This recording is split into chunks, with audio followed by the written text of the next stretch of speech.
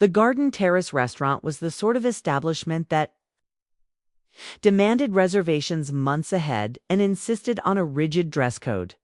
Sunlight streamed through the floor-to-ceiling windows, illuminating clusters of impeccably dressed diners working their way through overpriced salads and artisanal cocktails. Mom's 60th birthday lunch had taken over the large corner table perfectly placed for maximum visibility. 30 family members filled the space: aunts, uncles, cousins, and my parents' closest friends, all gathered to honor 6 decades of Linda Patterson's life with champagne toasts and carefully managed small talk. I sat at the far edge of the table in a plain white blouse and navy slacks, sipping sparkling water while the others enjoyed mimosas. My older sister Veronica held court in the center, seated beside Mom in a designer dress that probably cost more than my monthly rent. Her husband Douglas occupied the seat next to her, exuding importance in his lawyer suit. Across from me, my younger brother Marcus sat with his pregnant wife Ashley, both glowing with the excitement of their first child. Dad presided from his place beside Mom, surveying the gathering with the satisfaction of a man convinced he had built a successful life. And then there was me, Natalie Patterson, the unmarried daughter, the career-focused one, the family's designated disappointment for choosing work over marriage and motherhood. "Natalie looks tired," Aunt Susan observed from 3 seats down, her voice carrying clearly. "Are you getting enough sleep, dear? You look a bit worn." "Fine," I replied. "Just busy with work." "It's always work with you," she sighed. "No time for anything else." "Natalie's married to her career," Veronica added with a smile that didn't touch her eyes. "Isn't that right, Nat? Your job is your whole life." "Okay, enjoy my work," I answered. "Enjoy it a little too much, if you ask me," Dad said, cutting into his steak. "A career matters, but it shouldn't be everything. Look at Veronica, she's a successful lawyer, and she still managed to get married, have children, build a family." Veronica nodded. "It's all about balance, Dad making room for what truly matters." Unlike Natalie, Marcus chimed in helpfully, who works 70-hour weeks and goes home to an empty apartment. "It's not empty," I said. "I have a cat." The table burst into laughter, even Mom, though she tried to hide it behind her napkin. "A cat," Uncle Richard repeated. "Well, at least you have something." "Though a cat isn't much of a substitute for a husband and children," Aunt Carol added. "No offense, Natalie, but you're 34. The clock is ticking." "The biological clock," Veronica clarified, as if I needed help understanding. "If you want children, you really should start soon. After 35, fertility drops fast." "And you're not even dating anyone, are you?" "Not that I've mentioned," I said. "Not that anyone's seen," Douglas corrected. "Veronica tells me you haven't brought a date to a family event in over 3 years. That's concerning, is it?" I asked. "It suggests you're not prioritizing relationships," he said in the same patronizing tone he probably used on junior associates. "You're so absorbed in your career that you've forgotten to build a personal life." "I have a personal life," I replied. "Do you, though?" Veronica leaned forward, her face a carefully crafted blend of concern and judgment. "When was the last time you went on a date?" "A real date, not a work dinner." "It's been a while," I admitted. "See?" she said to the table. "My sister is 34, beautiful, successful, and completely alone. It breaks my heart." "It's not too late," Mom said quickly, reaching down the table to pat my hand. "Natalie, there's still time. You could meet someone. Settle down. Have a family. You just need to make it a priority." "Like I made it a priority," Veronica added. "I was 31 when I married Douglas. We had our first baby at 33. Now we have 2 beautiful children and a third on the way." She rested a hand over her still flat stomach. Gasps and congratulations rippled around the table. Of course, Veronica would time her pregnancy announcement for Mom's birthday lunch. "Congratulations," I said. "Dawned. I meant it. Veronica's kids truly were wonderful." "Thank you," she said graciously. "We're thrilled. 3 children by 36. Douglas and I are building a real family." The emphasis on real was mild but deliberate. Unlike some people, Aunt Susan said, eyeing me with pity, who will die alone with nothing but work achievements to show. Susan, Mom murmured, though she didn't actually contradict her. I'm only saying what everyone's thinking, Susan continued. Natalie, you're lovely, smart, accomplished, but what good is a successful career if you have no one to share it with? No husband, no children, no family. I have family, I said.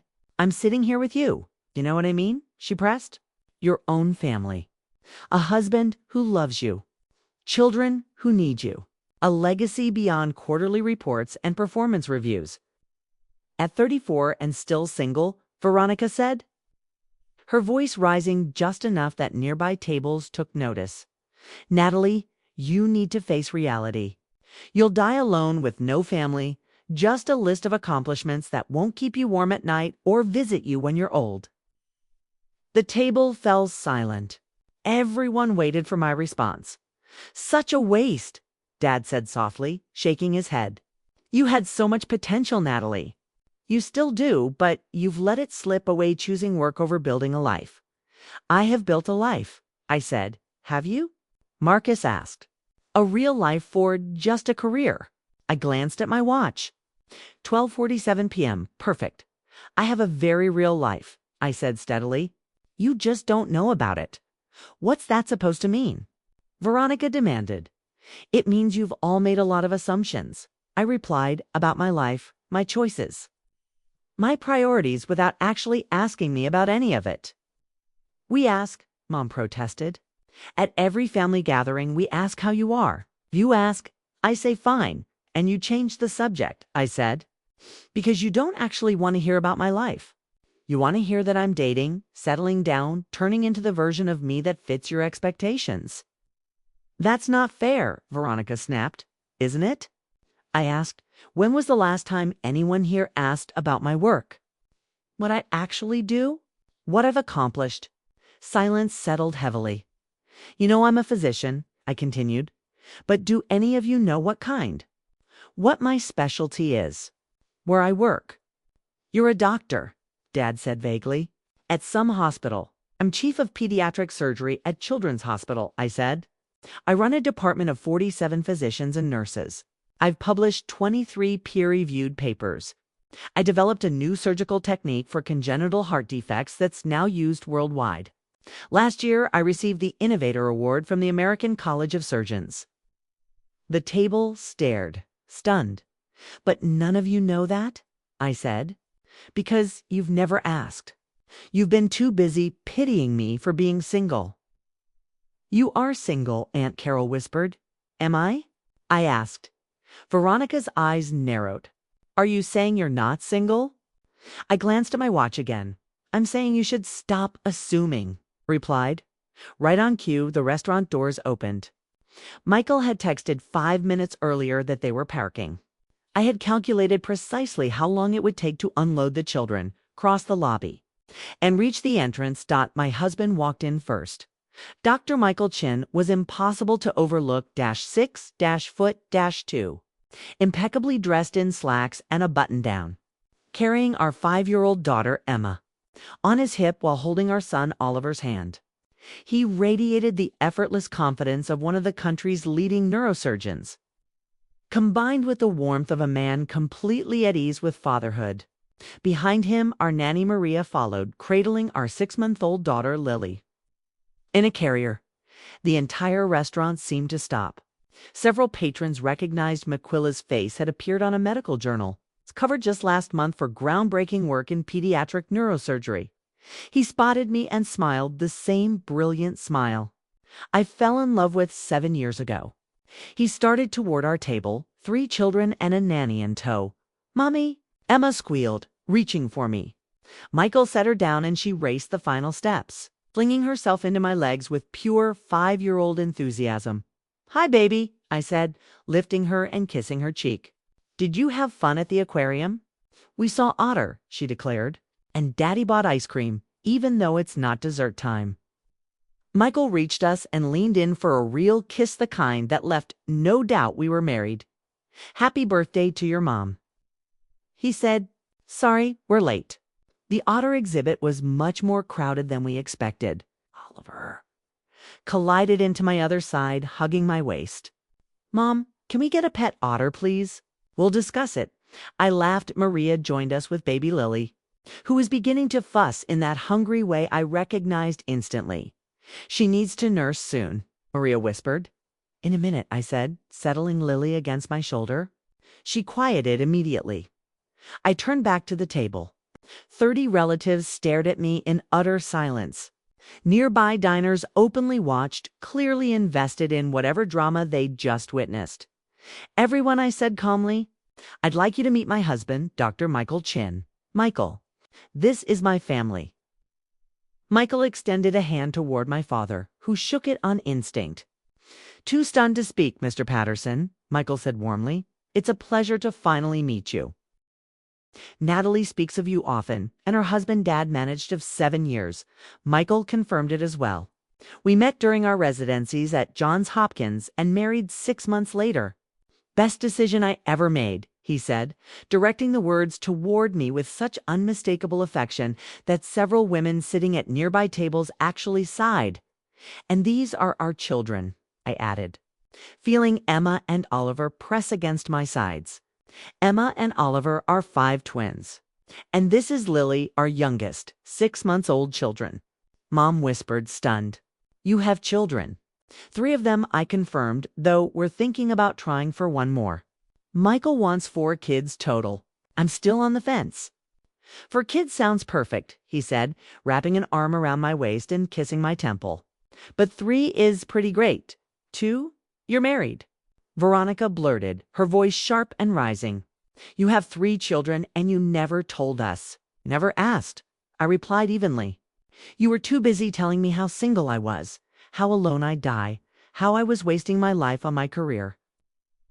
Aunt Susan struggled to form words. How did we not know? How is this possible? You didn't know because you never showed interest in my actual life, I said. Every family gathering, you'd ask if I was dating. I'd say I was busy. You assumed that meant single and alone. You never asked follow-up questions. Never wanted details. You just filled in the gaps with your assumptions. You lied to us, Veronica accused. I never lied, I answered firmly. I never said I was single. You assumed. When you asked if I was dating, I said I was busy, which is true. Between surgery, research, and raising 3 children with my husband, I'm very busy. You deliberately misled us, Douglas insisted. I let you believe what you wanted to believe, I corrected. There's a difference. Michael pulled out his wallet and handed my father a photo. This is from our wedding 7 years ago. Small ceremony, just close friends and colleagues. We would have invited family. But Natalie said you'd all assume she was making a mistake marrying so young and would try to talk her out of it. That's not, Mom began. It is, though, I interrupted. You've spent my entire adult life telling me I was too focused on my career, too ambitious, too independent. If I told you at 27 that I was marrying a neurosurgeon I'd known for 6 months, you would have said I was rushing, throwing away my potential, making an impulsive mistake. The silence that followed said everything. So we eloped, Michael added cheerfully. Best wedding I could have imagined. Just us, 2 witnesses, and a justice of the peace. Then we went back to work. We both had surgery scheduled the next day. You got married and went to work the next day. Marcus asked, incredulous. We're both surgeons, I replied. Patients don't care about your honeymoon plans. We took a proper trip 3 months later, 2 weeks in Italy. That's actually where we conceived the twins. Too much information, Veronica muttered. You asked about my personal life. I reminded her sweetly. I'm sharing. Oliver tugged my sleeve. Mom, I'm hungry. Can we eat? Of course, baby, I said, then looked toward the restaurant manager who had been hovering nearby, clearly unsure what to do with the unexpected guests. We'll need a table for my family. Party of 5, including a high chair for the baby. Right away, Dr. Patterson, he said, recognizing me from my many meals here with medical colleagues.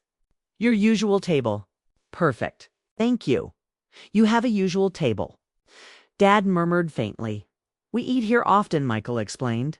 It's close to both hospitals. Natalie's at Children's, mine at Memorial. When we both have afternoon surgeries, we meet here for lunch with the kids, both hospitals. Marcus echoed. You're a doctor too. Neurosurgeon, Michael said. I head the pediatric neurosurgery department at Memorial. Natalie and I often consult on cases. Together, congenital conditions that require both cardiac and neurosurgical intervention. You're both department heads. Uncle Richard asked slowly. Yes, sir, Michael confirmed. Though Natalie's department is larger, she has 47 staff members. I only have 32. Only 32, I teased. So small. He laughed and kissed me again. Ew. Kissing, Emma groaned. You'll appreciate kissing when you're older. I told her. Never, she declared dramatically. Our table was ready. Michael began guiding the children forward, then paused. Mr. and Mrs. Patterson, we'd be honored if you'd join us. We don't want to interrupt your celebration. The kids would love to meet their grandparents properly. I mean, not just in photos. Photos. Mom asked quietly. The ones Natalie shows them, Michael explained. She has an entire album. The kids know everyone's faces and names. Emma and Oliver can name all their cousins even though they've never met them. We practice, Emma said proudly. Mommy shows us pictures and tells us stories about everyone. You told them about us. Veronica asked. Of course, I said. You're their family. Just because you don't know about them doesn't mean they don't know about you. The accusation lingered in the air. We'd love to join you, Dad said suddenly, rising. Linda? Mom stood as well, tears streaming down her face. I've missed 7 years. 7 years of my daughter's marriage. The birth of my grandchildren. Their first steps, first words, everything. You didn't miss it because it was hidden, I said softly. You missed it because you never asked. The information was always available. You just had to care enough to look. I do care, she whispered, her voice breaking. Then come have lunch, I said. Meet your grandchildren. Get to know your son-in-law. Learn about the life I've actually built instead of the one you imagined for me. We moved to the larger table. Emma and Oliver climbed excitedly into their chairs. Lily slept against my shoulder, her tiny fist tucked near her mouth. Michael ordered for the kids. Already knowing their preferences, Oliver wanted chicken fingers. Emma wanted mac and cheese. And we'd share bites of both while pretending not to notice them stealing food from each other's plates. How old are they? Aunt Carol asked, still overwhelmed. The twins just turned 5 last month, I said. Lily is 6 months. You had a baby 6 months ago. Veronica asked. And you're chief of surgery. How is that even possible? Maternity leave, excellent childcare, and a supportive partner, I said, smiling at Michael. Michael took paternity leave too. We tag-teamed the first 3 months. Then Maria started helping during the day so we could both return to work. Maria is wonderful, Michael added. Former pediatric nurse, the kids adore her. Maria, sitting quietly near the end of the table, smiled. These are the best children I've ever worked with. Their parents are raising them beautifully. We try, I said. Though honestly, it's chaos most days too, demanding surgical careers. 3 kids, a cat who thinks he runs the house but it works. You have a cat too? Marcus asked. Mr. Whiskers, Oliver announced. He's orange and fat and sleeps on my bed. Also technically mine, Michael added. I brought him into the relationship. Natalie claimed she wasn't a cat person. Now she lets him sleep on her lap during conference calls. It's very comfortable, I defended. Veronica still looked dazed. Your husband is Dr. Michael Chin. The Dr. Michael Chin who developed that new brain mapping technique. You know my work? Michael asked, looking pleased. Douglas does, she said, nodding toward her lawyer husband. He handles medical malpractice cases. Your technique has been referenced in several trials as the new standard of care. It's saved a lot of lives, Michael said modestly, especially children with brain tumors. We can map critical areas much more precisely now, meaning we can remove more of the tumor while protecting function. It's being modest, I said. Michael's technique has redefined pediatric neurosurgery. He's been nominated for 3 major awards this year alone. Natalie's surgical technique has saved more lives than mine, he countered. Her correction for hypoplastic left heart syndrome has a 98% success rate. The previous standard was 73%. We're both excellent surgeons, I said, and we're competitive about it, he added with a grin. Our departments have a friendly rivalry, I said. We bet on surgical outcomes. We bet dinner reservations, he corrected. Last month I lost 3 times. She's had excellent meals. This month is mine, he said. I'm up 2-1. The easy rhythm of our banter, the affection, the teamwork. The way we finished each other's sentences made it impossible for anyone watching to deny the truth of our marriage. How did we not know? Mom whispered again. How did I not know my daughter was married? Had children? You never visited my home, I said. Never asked to. When you called, you asked about work. I told you about surgeries, research, publications. You listened, then asked if I was dating anyone. I'd say I was busy. You'd sigh and change the subject. But social media, Susan began.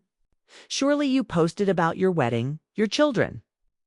I don't use social media, I said. Never have.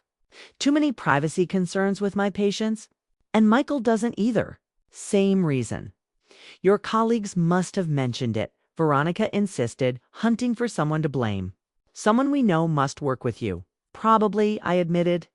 But I use my married name at work, Dr. Natalie Chin. My family knows me as Dr. Patterson. The connection isn't obvious unless you're actively looking. Dr. Chin, Dad repeated quietly. You changed your name. I did, I said. I wanted to share a name with my husband and children. It felt important. We hyphenated the kids, Michael added. Emma Chin Patterson, Oliver Chin Patterson, Lily Chin Patterson. We thought it honored both families.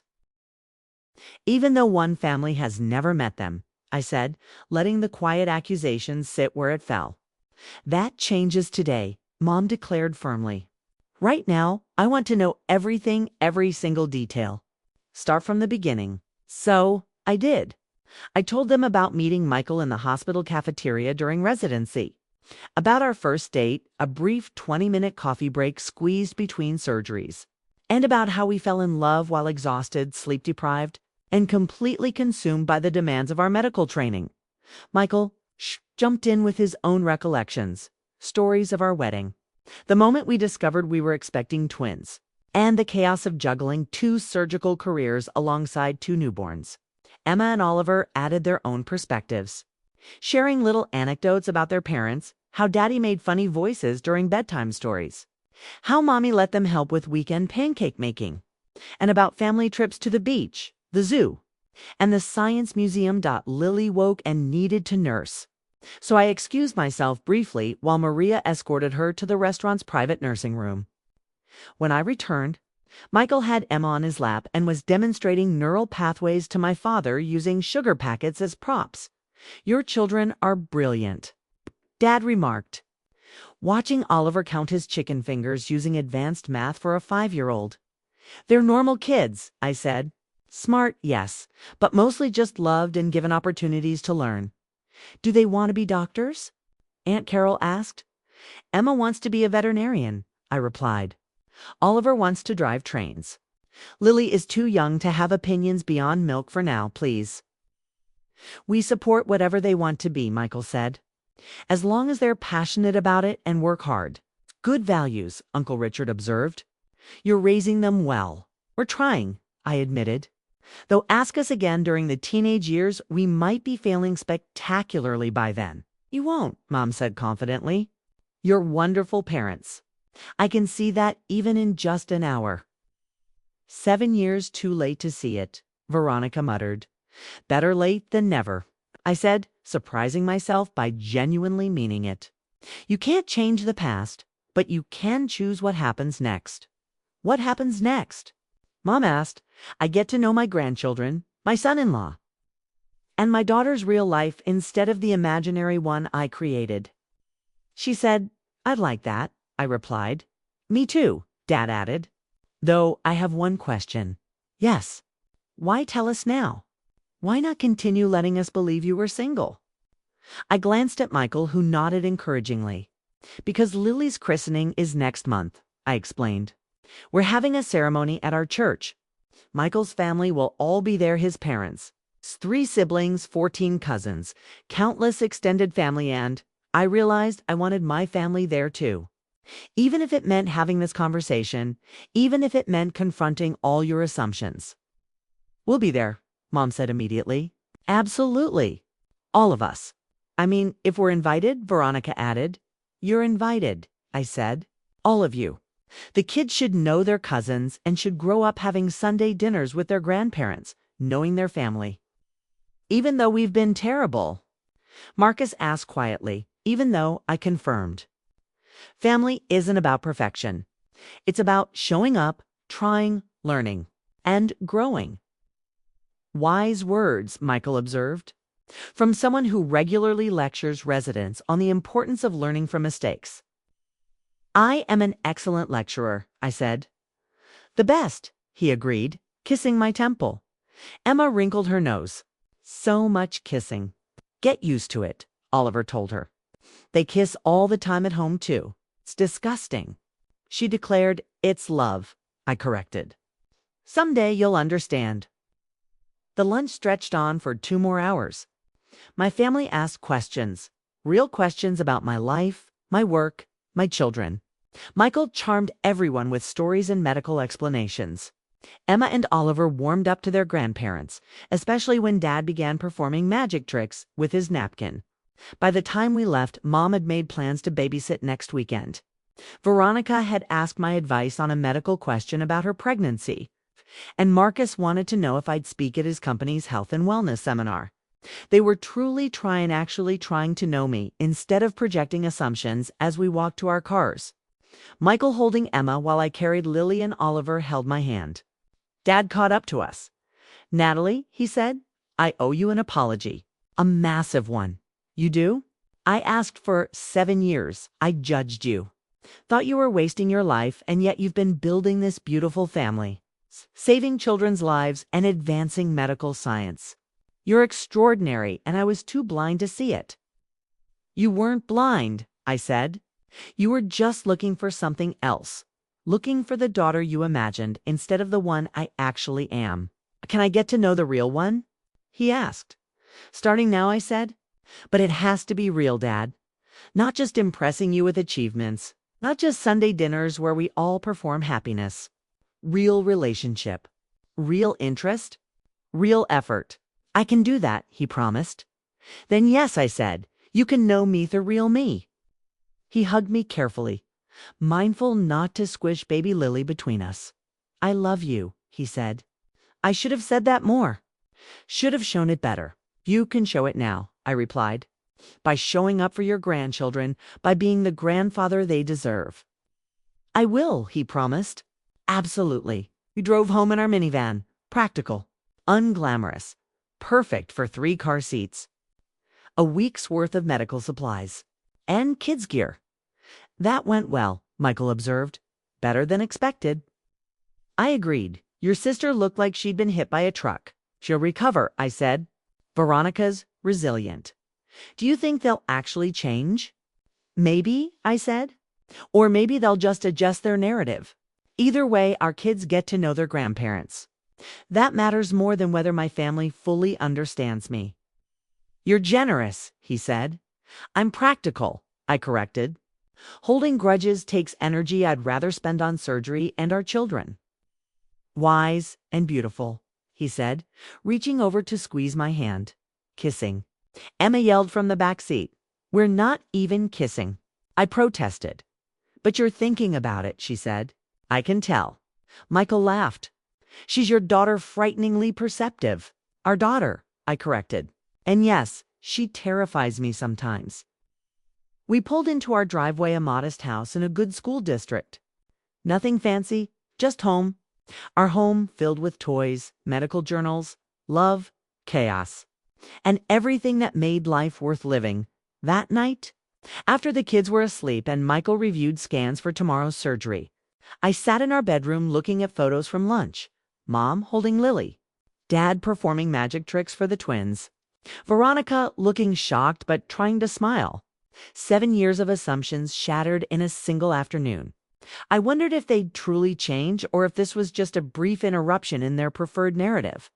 But either way, I had what mattered: a husband who loved me, children who were healthy and happy, a career that saved lives and advanced medicine, a life built on my own terms. And if my family finally wanted to be part of that life, well, there was always room for one more at the dinner table.